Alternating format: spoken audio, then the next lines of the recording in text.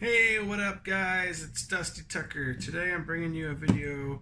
It's more of a helpful tip video to maybe people that are new into reloading like myself. I still consider myself new into reloading, even though I've been doing it for a couple of years now. Still new, still learning. You're gonna learn. You're always gonna learn. Now, I've never done long cases before. This is a 4570 case, and I've never loaded these before, and I was having problems with I don't know if I'm going to be able to get this camera to focus enough, but you can kind of see it, right? I don't have a pointer. You can see the little groove on the side of the case. It's like a little indentation inside on the outside of the case. I was resizing the brass. First of all, definitely need lube to resize this brass. It'll get stuck in that die if you do not have lubed case. It will get stuck in there, and then you're screwed. So you got to lube your cases first of all. Figured that out pretty much right away.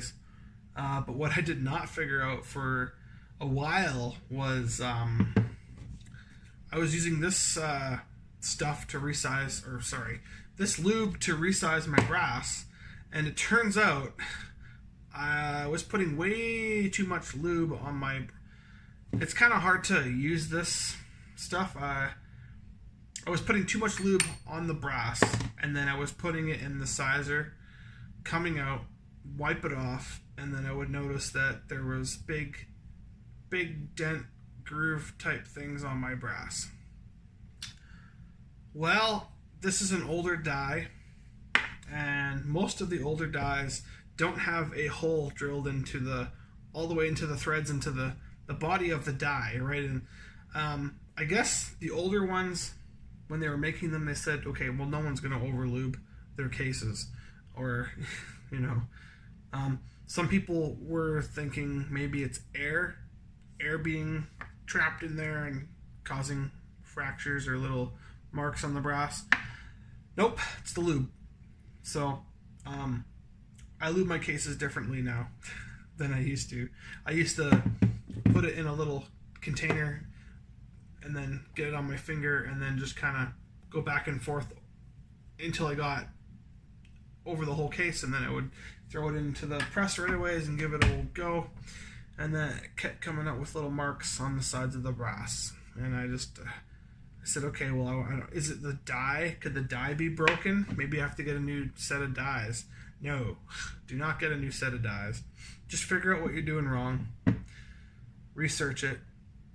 But yeah, this is for newer reloaders like myself. Too much lube.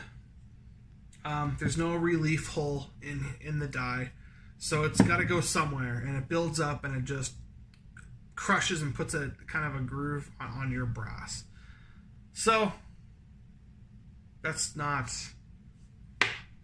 how I do it anymore. Now I take the lube and I actually take a big size cleaning patch like this. It's 100% cotton. I'll take this patch and I'll take this and I'll kind of get it nice and soaked, and then I'll just rub it in nice and good, and then I'll take the brass and just kind of go over it like this, spin it around a couple times. That's all it needs. It's very minimal. Like when it says on the bottle, apply very sparingly, they mean it. They mean it sparingly. I just didn't know any better. I didn't think it was actually going to do any harm to my cases. But yeah, so nothing wrong with the dies. It's not air. It's just overdoing it on the lube. So I suggest, it says use your fingers on here though, which makes no sense to me because that's what I was doing.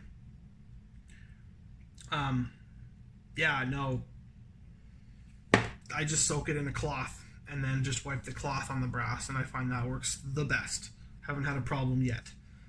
So anyways, I hope that helps some of you guys, maybe find some of it useful. Yeah, Dusty Tucker signing out.